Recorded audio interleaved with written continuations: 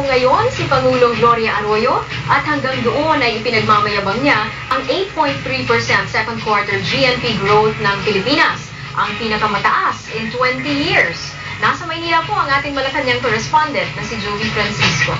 Jovi, do you think the President got a better audience there in Malaysia? Dito kasi, the announcement of her economic team is being met with skepticism, right? Alam mo, Cherry, di hamak na mas maganda naging pagtanggap doon ng ating mga kababayan sa naging balita ng Pangulo tungkol sa pagganda ng ating ekonomiya.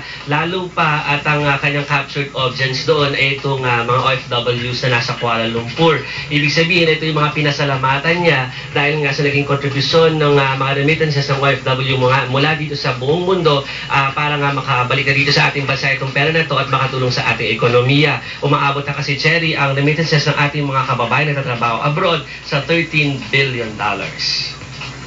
Okay, Jovi, sa Malaysia rin kasi gagawin yung GRP-MILF peace talks na nakatakda next month. How is our government preparing for this event?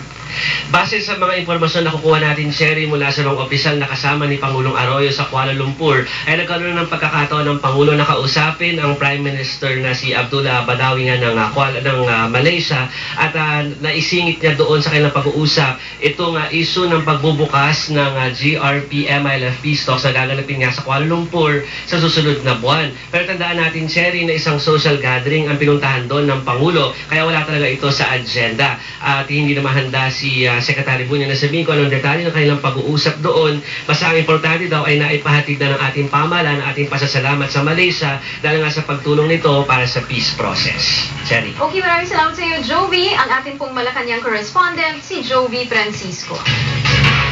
Narito naman po ang ating Big News Roundup. Walang balak ang Armed Forces of the Philippines na itigil ang pagkikipagbakbakan sa mga abu-sayyaf sa Basilan kahit pa sa panahon ng Ramadan.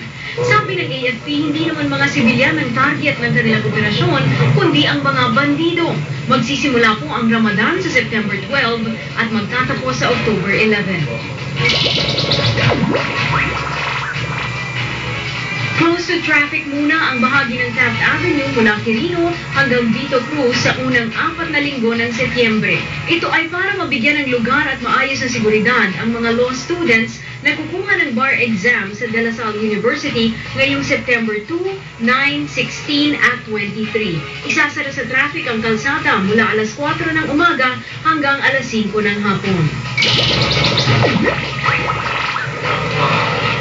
Isang buwang mawawala si Justice Secretary Raul Gonzales. Humingi ito ng 1-month sick leave kay Pangulong Arroyo para ipagamot ang pagdurugo ng kanyang ulcer. Si Solicitor General Agnes de Banadera ang pansamantalang papalit sa kanyang pwesto. Susunod po sa Big News, isang professor mula sa Manuel L. Quezon University umalma sa sinasabing dayaan sa game show na Wawawi.